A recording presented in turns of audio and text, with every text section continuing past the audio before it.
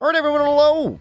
Welcome back to 20th Anniversary Monster Hunter Countdown. Up next, number 170, Hallowed Jhen Mohran, a monster I was actually the most worried about in this entire challenge.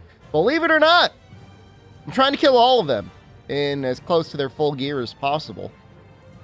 And this one is concerning. 3U known for having very tanky monsters. Hallowed Jhen Mohran maybe being the tankiest out of all of them? He's up there. Armor set is good. Weapons are also good. Well, we are using Bracky Switch X, but we are using the full Hallowed Jhen armor set. Gives sharpness +1 and razor sharp. Sharpness +1 is really hard to get in 3U. So the fact that the set gives that and razor sharp means that if you're not on Charm Table 10, it's like really, really helpful. Hit zone wise, really weak to fire, really weak to blast. Hard to find good hit zones on him. Normally what you would do is you would like gun his mouth. You just pierce into his mouth and you're fine. I don't like gunning, so we're not doing that. So we're going to do it the hard way. I decoed in Fortify, and we are using a charm that is also able to give us Critical Eye +1. Critical Eye +1 does almost nothing, but not nothing. Almost nothing. And so I'm just going to keep taking hits until I die twice. Fortify, I believe, works the exact same way. Get 10% extra attack per death, along with 15% extra defense.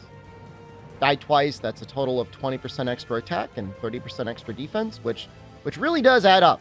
You know, when you're stacking on all of those modifiers, especially with the occasional crit, it's quite a bit.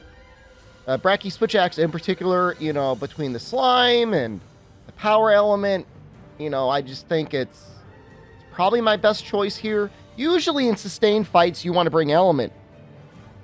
And so there's possibly a Switch Axe out there. I don't know if there's like Rathalos or Dia Moralis could potentially be better.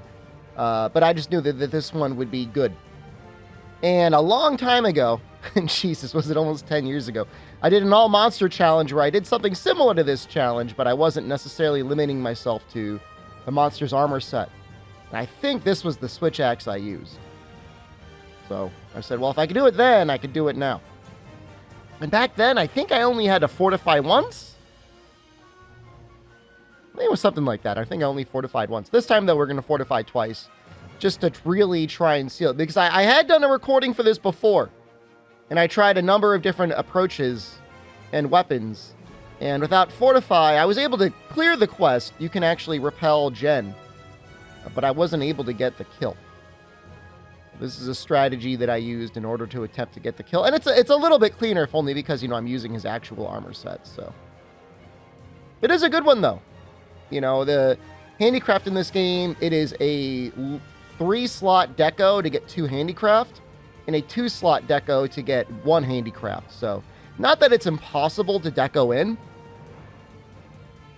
but it's the sort of thing that you're not likely to do it. I like how I just immediately edited it in the second death. Well, there you go. So, this is definitely a quest they assumed you would do with, you know, multiple people. You know, the Shakalakas help. But, you know, if you're trying to get all of the breaks, especially both of the tusks, you really need a lot of people on artillery.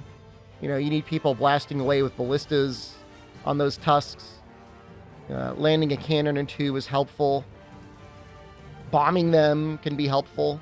All those things can be helpful to get those breaks. And those tusk breaks are necessary if you want to make the armor set. So, good luck. I mean, you could definitely do it. You could probably definitely do it and still get the kill, but, you know, if you're doing it solo, it is definitely a slog, which makes it unfortunate. We are now at the point in this series, of course, where the servers for 3U have been long since shut down. So, Wii U only players are a little screwed. 3DS players, it's a little bit easier. I mean, you can convert your save back and forth between the Wii U version and the 3DS version anyways. I haven't really messed around with that too much, but there's a possibility. Hopefully someday we'll get our re-release. And this would be a good game. I mean, this is a good game for multiplayer only because the monsters, at least health-wise, feel as if they're built for multiple people. So one of the issues for a lot of the Monster Hunter games, you start getting 2, 3, God help you, 4 people in there. The monster's just flinching around all over the place, but not really in 3U. Especially if you're not all using slime. You know, the monsters will not be staggering. So this will probably be a little bit of a repeat for when we end up fighting normal Jhen Mohran, but there is a Dragonator at the front of the boat. Make sure to time the button press probably a little bit earlier than you would normally think you need to. That's my advice. Because if you push it right when he's up against the ship, he's probably going to hit the ship. Mind you, I did this run with a single-minded plan of just trying to kill Jhen. So I definitely took a lot of hits on the boat early on. So you can see our ship integrity is already at low. And we're just barely getting into the final showdown. So that's not good. Generally speaking, that's not good. But to me, the damage was more important than anything else. I say, well, you know, if he's dead, he can't hit the ship anymore. And, you know, offense is the best defense. I think we can all agree with that. So he will end up throwing up rocks. I mean, this is really your time. I mean, if you had a team of multiple people, this is your time to try and get the last hits on the tusks to try and get your breaks. Not that you can't get them afterwards, but, you know, once he's all up in the ship, it's a little bit harder to do. It can be definitely done with ballista shots alone. But I don't know. To be safe, I think you'd want to bring somebody with like a lot of bombs or something.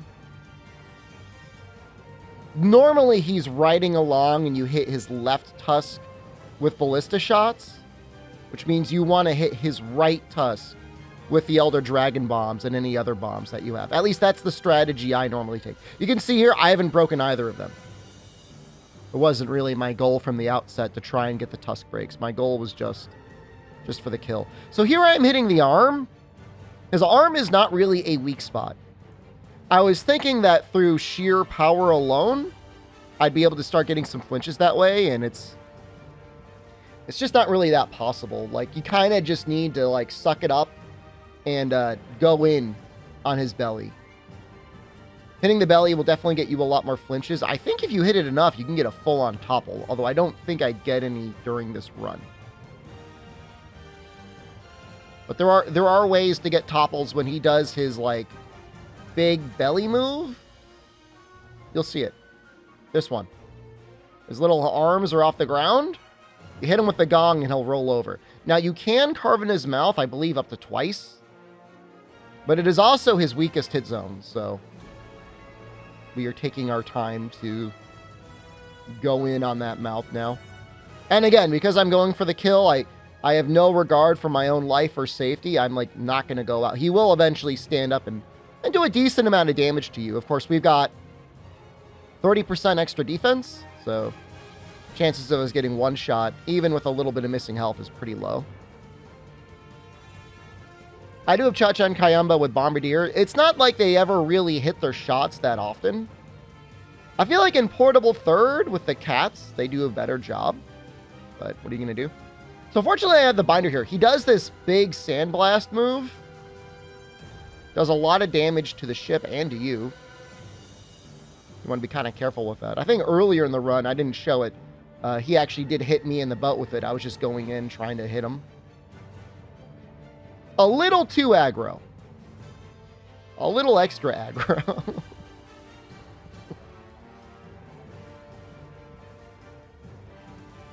But yeah, I mean, I don't, you know, what can I say? Jhen is absolutely one of the better large monster fights in the series, because even when you're on him, he's fighting back anyways. Hallowed Jhen Rock Skin. Hallowed Jhen Mohran plate symbolizing mystical power. It brings glory to its bearer. Deific Fang, a beautiful fang with a divine aura. Its shape and color best other Jhen Mohran fangs.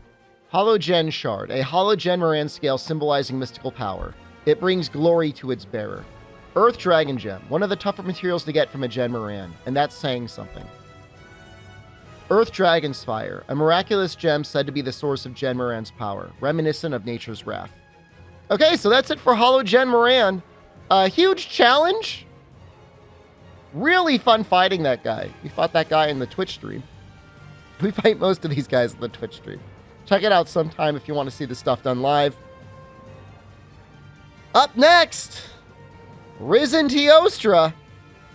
Get ready for a thing, guys. Look forward to it, number 169. Thank you all again so much for watching. I love you. Goodbye.